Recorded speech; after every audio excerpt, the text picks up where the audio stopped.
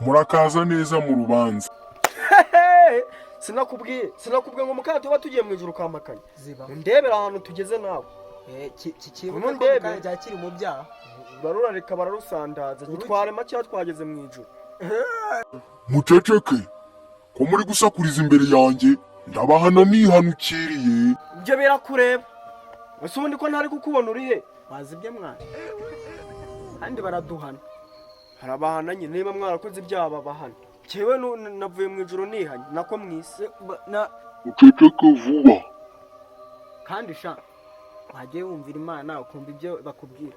Ibyaha twakoze ntabwo bizi. Muceceke dutangire urubanza. Kandi umuntu uradenga ku mategeko arahanwa by'intangarugero. Dore ko hari n'umuriro arajugunya mu muriro ikuzimu utazima. Sinabikubwiye.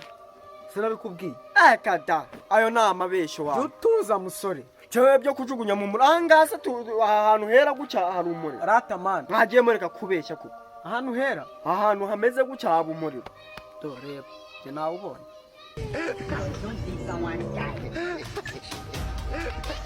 Uri kubibona? Naho ubundi yes, ngiye ntago nta nubwo ibyo bintu mbikora. Ubundi tuza.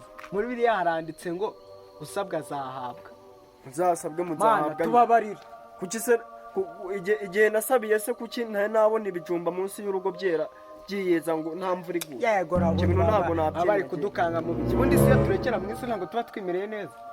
Nawe utangiye kurenga ku mategeko. Baraguhanye ko nigaramiye. Jewe? Yesu, ubumwumva. Ndasenga bro, nge ndasenga ntago meze nkaho uheruka gusenga mu mwaka washize. Muceceke mwere gusakuriza mu rubanza. Navuze ko urarenga ku mategeko arajugunya mu muriro. Ariko ndi kubona mwagumye kurenga ku mategeko. Tugiye gutangira ku cyambere tubaza. Kandi turahera gufite ko ufite amashagaga. Uwo ni Abedi. Ibyo birakureba Yesu. Nari bimbaza wowe ikibazo cyose mbaza ndakigusubiza. Nta kintu kirampita uyu munsi. Ahubwo mbaza icyambere. Nari bimbaza Yesu nditeguye ngewe. Aka kanya naje mvuga ko ndatsinda kandi sidajya muri uramuriro wavuze. Ahubwo iki ngiki kirawujyamo. Rero ku kiba cyiturije. Ngewe meze neza Yesu. Ariko ko ndi kumva ufite amashagaga Abedi. Reka twibarize mugenzi wawe. Abedi birashoboka yuko ufite amashagaga. Reka twibarize mifupa. Yego man. Nukuri numbaze nta kibazo pe. Nizere kugiye kumaza ikintu kizima. Tagiye kumera nka babandi. Iki cyo kiba cyahopa. Imana ntumva ko ibimisemo. Ceceka aho ngaho. Urahanwa wowe nugumya gusakuza gutyo. Reka tukubaze icyo twari tugiye kukubaza. Yego yes, numbaze nta kibazo to. Ukiri mu isi nirihe somo waba warasomeye umuntu akagira icyo akuramo? Icyo naba narasomeye abantu hajya n'icyabi. Sinzoga sari ibindi. Ntabwo njya ngo inzoga. Ni mu nyumvira. Ure kwishinganisha hakiri kare. Urumva nyine iki kiri kumbeshyera. Ngiye ikintu nzi nakoreye Imana, nakoreye abantu nako. Narasenze. Hajya bambashije isomo. Hajya usobeze ibyo ubundi ko ndi mu ijuru nta kibazo. Uri mu ijuru se biratuma utarajya muri uramba. Ntabwo bishoboka. Igitondo twari turi hajya. Twari turi mu gitondo. Twari turyamye. Muryamye. Abandi bajyamana n'abashi. Reka nisubire mu Mana wowe. Muceceke musubize ikibazo mbabajije. Umva Yesu yarajyamye. Reka nkubwire uko useka. Uryamye nyine kuseka. Kuryama kumanwa. Kuryama kumanwa. Oya rata Yesu. Hari n'umukobwa yarasomye. Hari umukobwa bari bajyamanye. Somo nzi nawe narasomeye abantu ni iringiri. Bazumirwa. Twajya handitse. Ni Matayo 7:12-32. Wamenya kwasoma ute se wari uryamye? Yohani 3:7 n'irindi rivuga ngo Yohani 3:7-2:00 haranditse ngo Yesu ararira. Yesu yarijijwe n'iki? ariko Yesu wajya ureka kwijijisha we.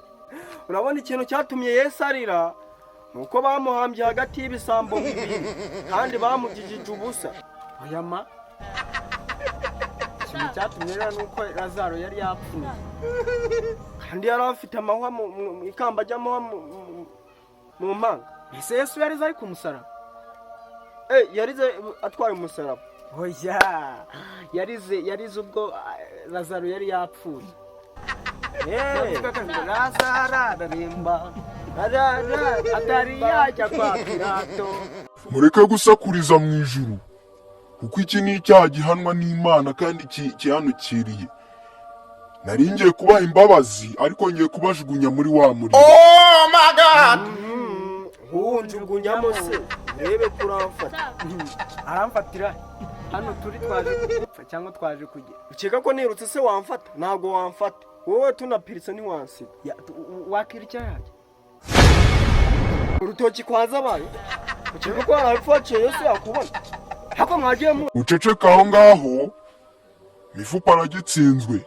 Reka twibariza Abedi, wowe ukiri mu isi waba warakoze iki cyashimishije abantu?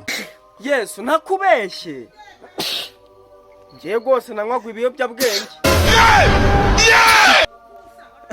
None se wanywaga ibyo biyobyabwenge niwe wari wabwihaye ubwo bwenge?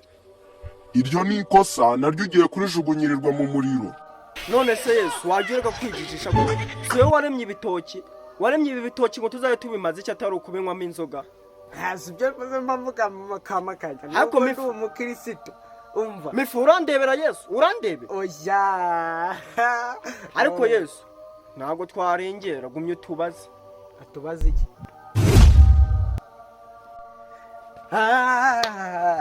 Umva inzoga.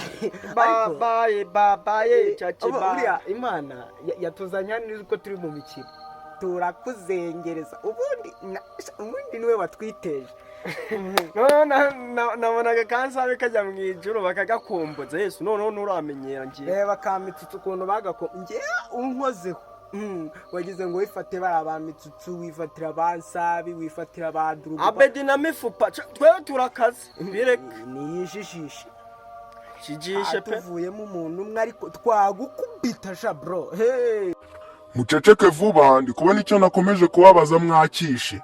Ngiye kubabaza ikibazo cya nyuma nikibananira ndabajugunya mu muriro utazima. Tubaze n'undi we twabonye irida sibyabe. Umyutuke Yesu. Yese ko Yesu ngo baraguhanyuka. Sinigaramiye ate nigeze mvuga cyane mukure n'icyubahiro. Ahubwo natubaza ibibazo mani tunakubaha uko Yesu ashima. Muceceke mwere gusakuza mbabaze. Mukiri mu isi mukijya mu rusengero mwatuye inshuro zingahe? Twatuye inshuro 30. Ubona wagira ngo murabeshye katurebe mu ikayi. Nsanga mwabeshye muhita mujya mu muriro. Sawa nari bi Yesu ubundi twe twatuye inshuro nyinshi toka tubireka. Amen.